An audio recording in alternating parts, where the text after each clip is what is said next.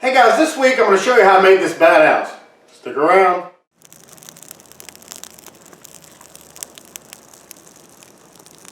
Hello and welcome to this week's edition of BS with AJ. As I said before, this week we're going to be making a bat house.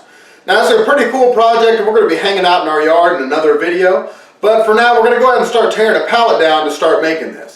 Alright guys, so if you like videos like this, be sure to like, share, and subscribe, and consider supporting BS with AJ on Patreon so we can do bigger and better projects for you guys. Also, if you have any questions or comments, be sure to leave those down in the comments section below. And don't forget to hit that notification bell so you know when I post new videos. Also, we're going to be linking all the material and everything you're going to be needing down in the description below, along with links to my Facebook page and Twitter and all that stuff.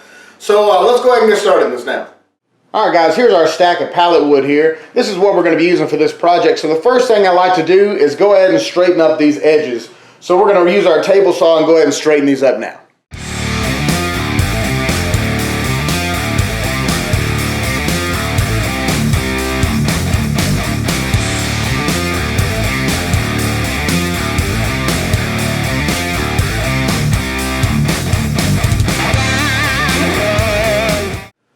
Alright guys, we had 12 boards total. So we're going to go ahead and glue up 4 of these right now, and we're going to do 2 more sets of 4 off camera. So that'll give us our back piece, our front piece, and our middle piece that'll separate the 2 chambers.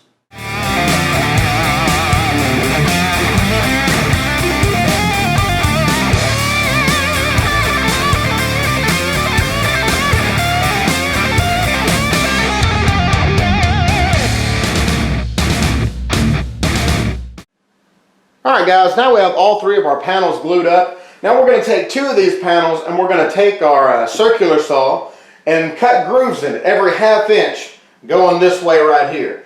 Up and down 2 of these boards. One of them is going to be the back board, one of them is going to be the middle board. Because this is a 2-chamber bat house, that'll give 2 places for the bats to actually be able to crawl up. Our third panel is going to be the front panel, so we don't need to cut those grooves into that. So let's go ahead and get started now.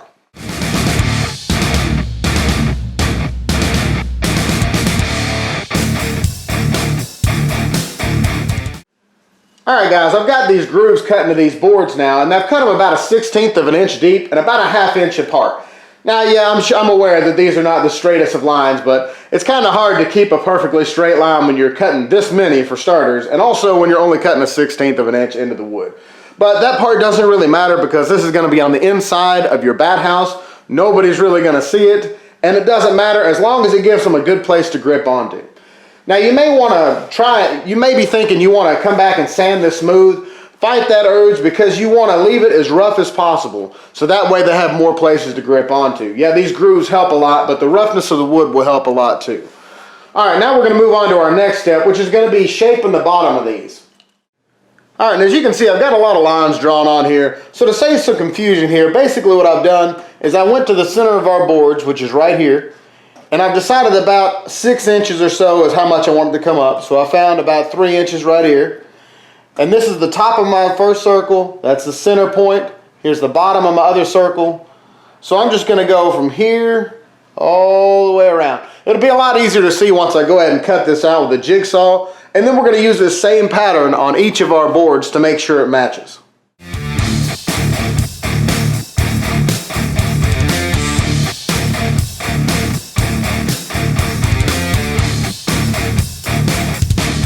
Alright, now we're going to use this piece that we just cut as a pattern.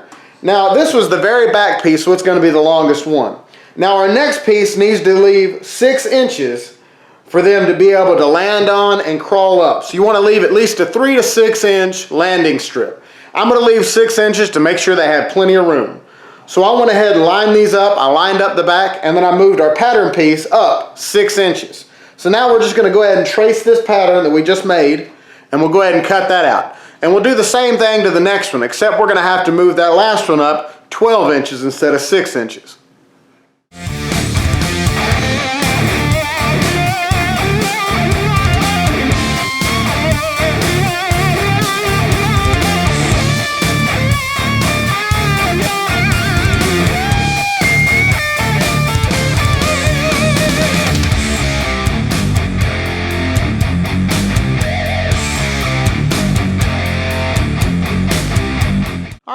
table saw set up at a 15-degree angle, and we have it set to about 3/8 of an inch.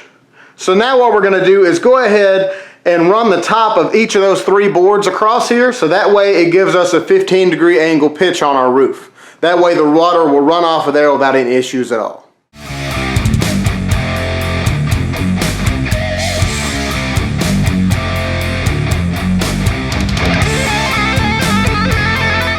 Alright guys, now we're going to go ahead and straighten up a couple of these, both of these sides of these support pieces that came off our pallets. And we're going to use those as spacers between our chambers.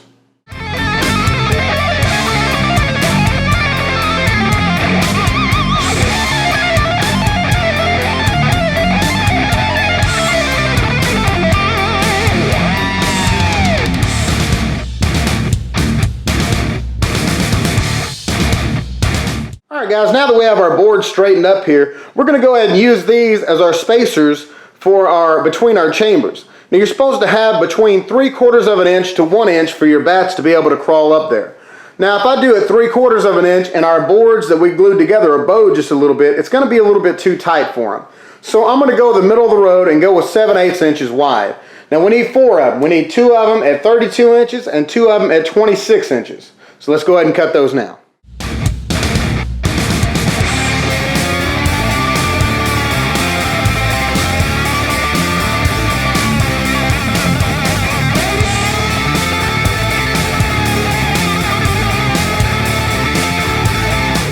Alright, now we have our miter saw set up at a 15-degree angle. We're going to go ahead and cut one end at a 15-degree angle, and then we'll cut them down to length after that.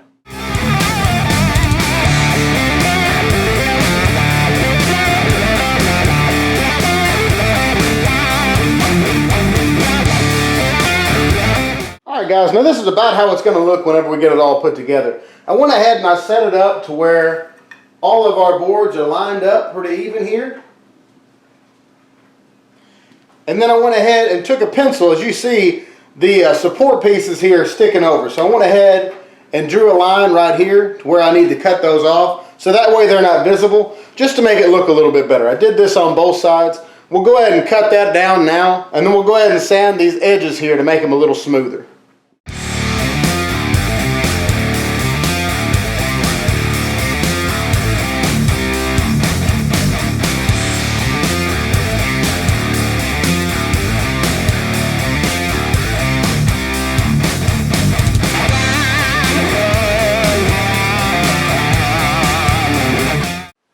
Alright guys, here we have our middle piece here. This is our middle partition that separates the back chamber from the front chamber.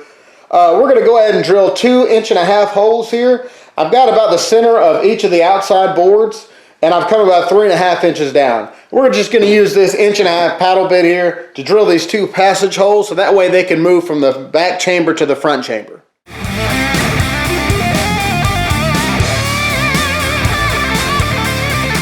Alright guys, I went ahead and marked this line from the very top part here up about 6 inches.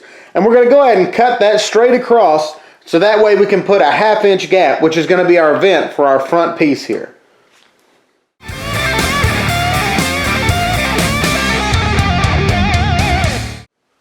Everything I've read so far has recommended that you use a water-based darker stain on the interior of your bat house. It's mainly to help protect it whenever they start using the bathroom and stuff inside your house, so that way it doesn't rot away within the first year. So we're going to go ahead and coat all the interior pieces with this darker stain, and again, make sure it's a water-based one. And then once we put it all together, we'll paint the outside of it.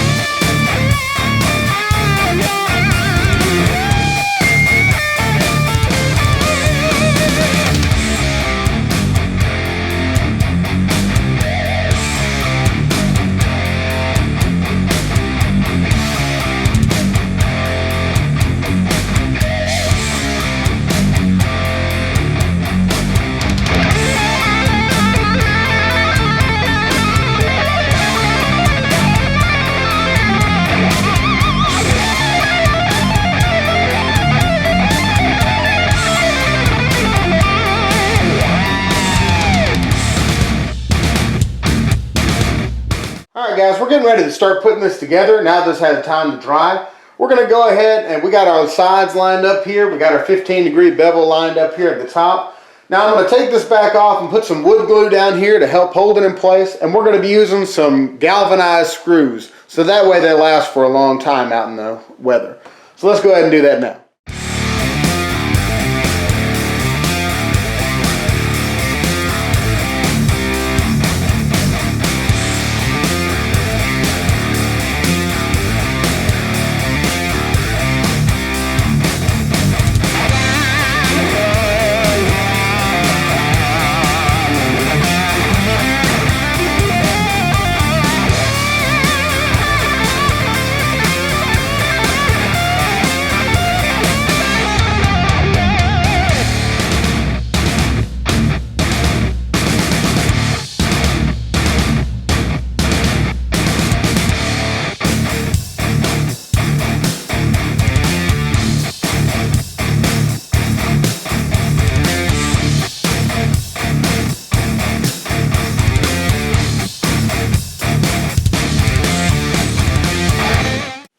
Alright, so now for this next layer, I'm going to be using a nail gun to hold this into place for now.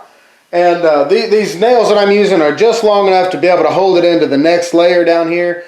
These screws that I plan on putting afterwards are just a little bit long to go through this layer. So when I put my final layer on,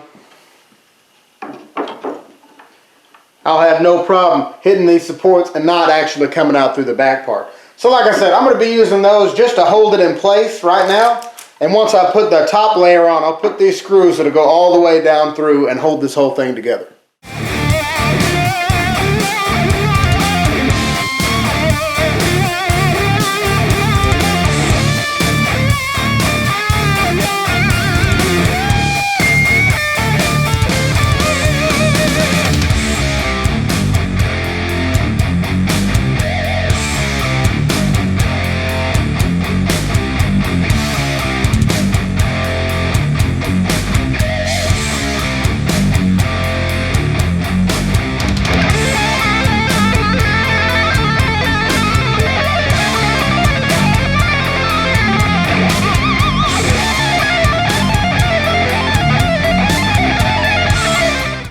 Alright guys, now we're going to take our caulk gun here and come down the sides and fill in any gaps that we may have, like where I put these little notches here for the batch to grab onto.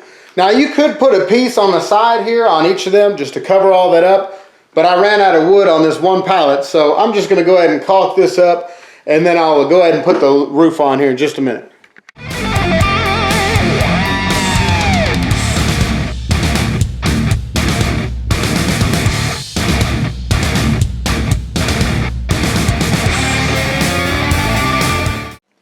Alright guys, I went ahead and cut the roof for this, and I made it to where it's about 1.5 inches sticking over on each side here, and it sticks over about 1.5 inches on the front. We're going to put this pretty close to flush on the back. I'm probably going to stick it over just a little bit, and then I'll fill that gap in with caulking to make sure that the rain doesn't try to get down in there. So we'll go ahead and attach this now.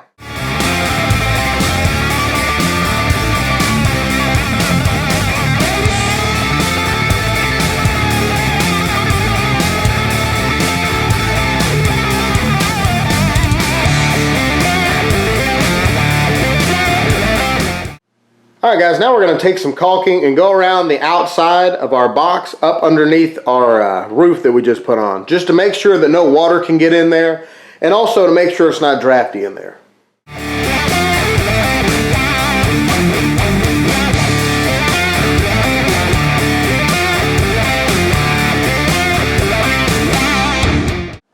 Alright guys, I went ahead and put a coat of primer on the back and the sides here. I'm going to go ahead and put one on the front face here. We're going to let that dry and we're going to come back and paint it.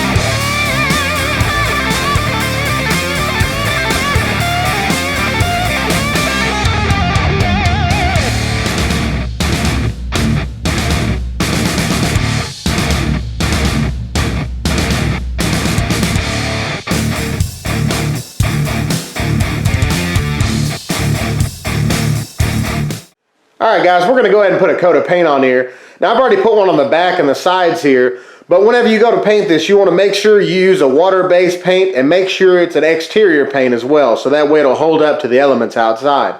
And we're going to put 2 to 3 coats on this.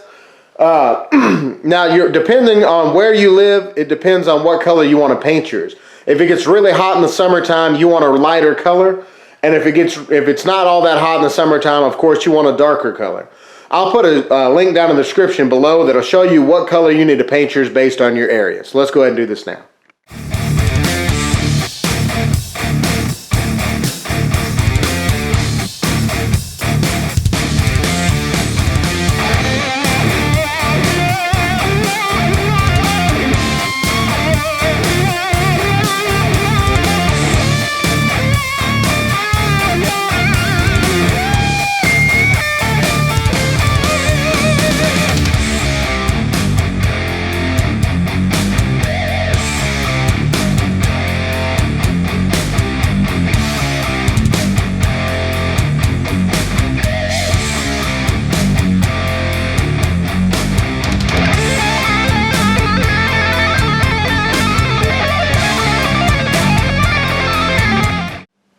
Alright guys, now that we have our bat house all painted up, we have one more step, and that's going to be to put shingles on the roof.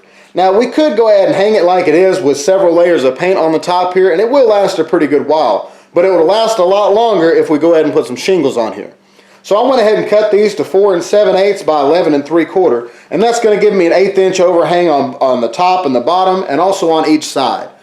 Now I've seen other people, whenever they go to attach it, they put nails or something in the roof here after they put some type of glue down.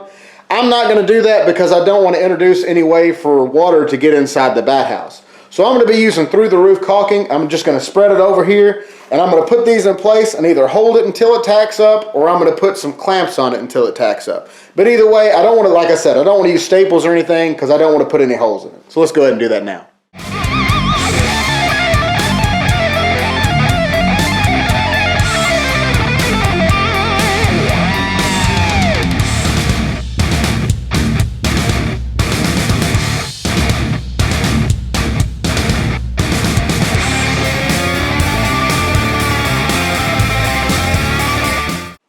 Alright guys, well here's our final product. We got it all painted up, we got our shingles on it. The last thing we have to do is hang it up in the yard. We're going to be doing that in another video.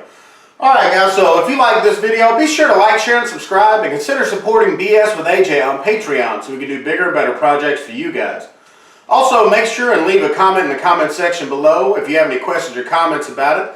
And don't forget to hit that notification bell so you know when I post new videos. Alright guys, we'll see you next week.